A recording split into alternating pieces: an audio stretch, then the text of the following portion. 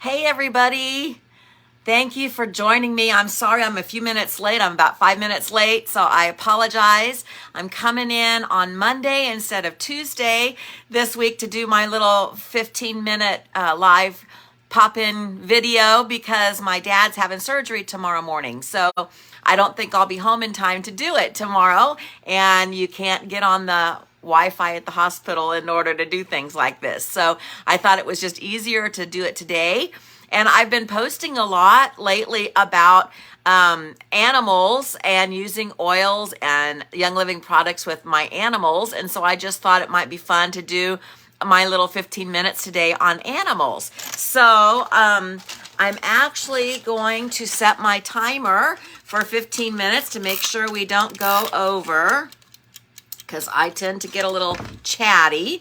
And we're going to once again use Sarah Harnish's Game Plan Script Book Mini to get our content. And then I'm going to show you some of the products that I've been posting about lately and that are in my house that my animals are experiencing on a regular basis. So just to read the content, here we go. It's Animal Aromatherapy is the name of her, of Sarah Harnish's script. So she says the key to using essential oils with animals is to start out slow, don't push, and don't rush. Animals are sensitive to certain smells and may find a new scent too intense. And how they react to that is they will shy away from that. So when I'm introducing a new scent to my animals, I put it on myself first because that makes it seem safe, and see if they like it. And if they shy away from it and react to it negatively, then I know that that's not one that they're going to want to use. But most often they will come in towards it and they'll want to try and lick it, or they'll smell it, or they'll rub their head on it, or whatever. And then you know that they're really responding well to that. So which areas should you avoid when you're introducing a new oil to your pet? Well, the face and the nose especially are sensitive. You want to make sure you don't get anything in their ears either. So I usually apply it first to their paws or their underbelly, and when I'm sure that they're going to react okay to it, or I just put it on my hands and I pet it on their back into their fur. So those are the ways that I most often use the oils. So you just start with a small amount. So how much is a small amount? 1 drop.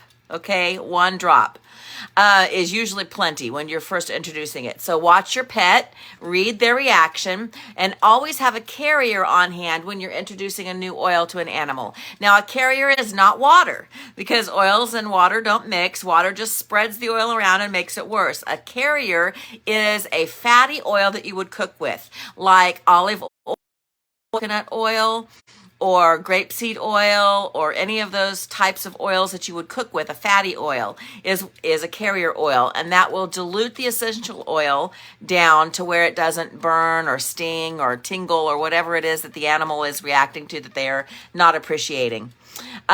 So here's some ratios. Oh dear, I just dropped my phone. There we go. Sorry about that. Oops, and now I think I'm upside down. There we go. I'm back. Sorry about that. My phone fell off. Okay, try again. Okay, I think we're good. So here are some ratios that Sarah Harnish has in her script book for different animals. So if you're trying to use oils for hamsters or birds, you want to have 1 drop of essential oil with 4 to 5 drops of carrier diluted, okay?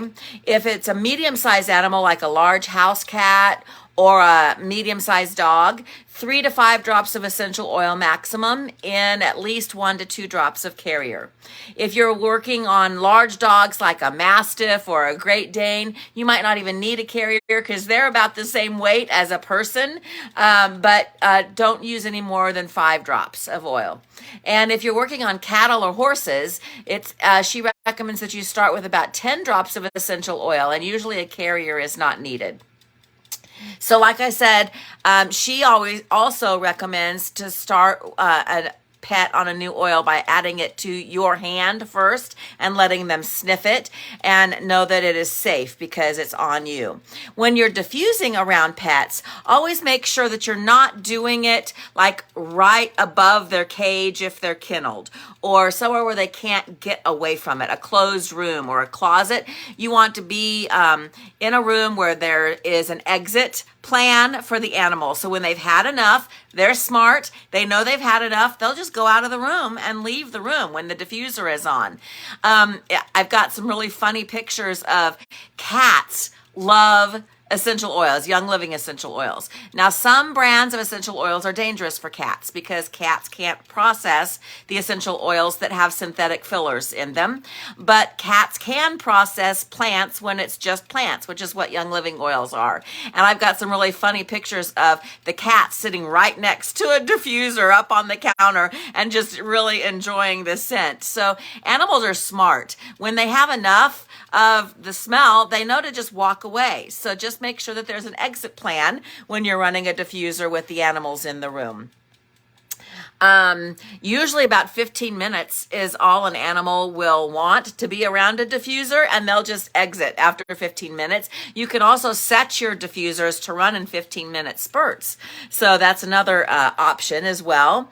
And can you use oils internally for pets? Well, the answer is yes, but I only recommend Young Living and the Vitality oils. We have an entire line of white labeled Young Living Vitality oils that are FDA approved for internal usage, and you can just add it right to their water or their food or right on a biscuit. And I'll tell you a little bit about how I use one particular oil on my dog's biscuits. So here's some oils that you can use for animals, and I'll show you my stash here.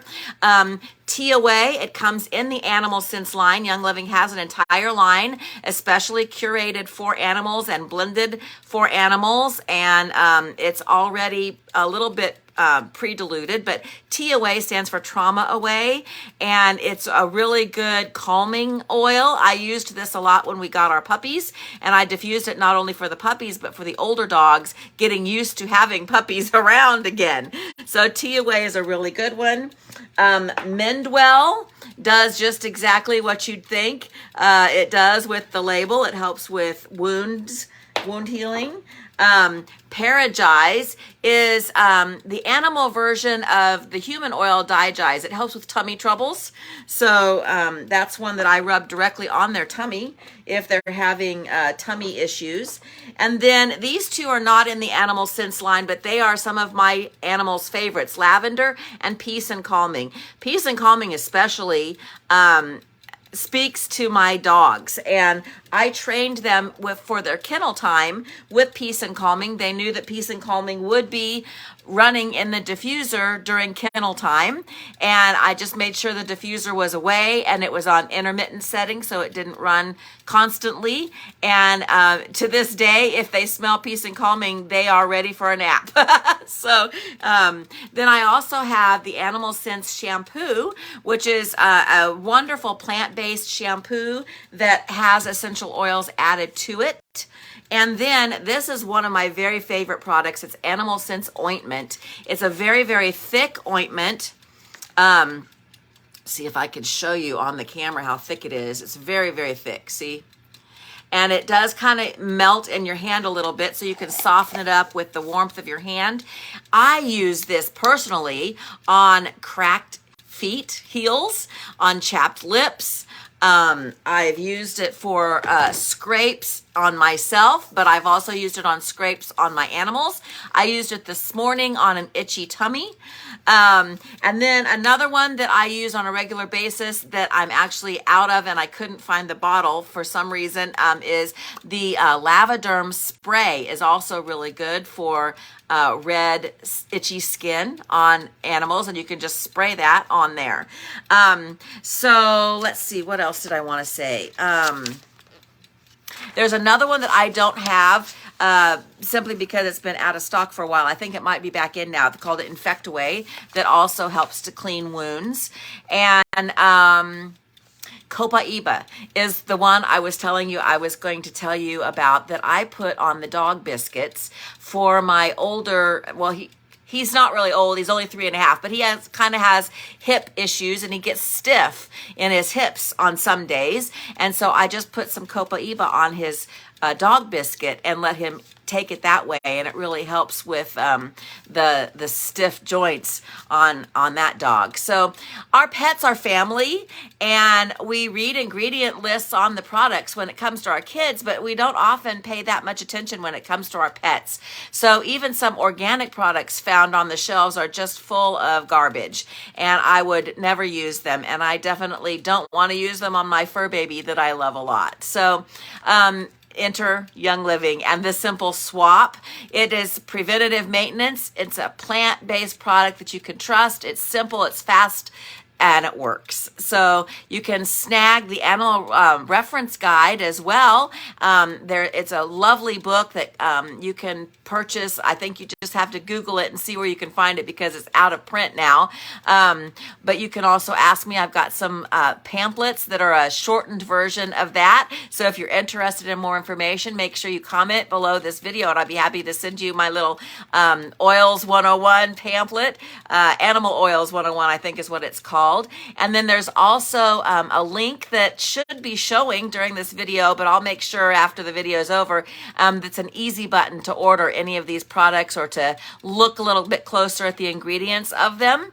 And so I hope that this has been helpful for you. I think it's a wonderful way to treat our fur babies without synthetic and toxic chemicals and a whole lot of yuck that the cheaper products usually use to fill the bottle up. Okay, so let me know if you have any questions, and I hope you guys are having a great day. Bye-bye.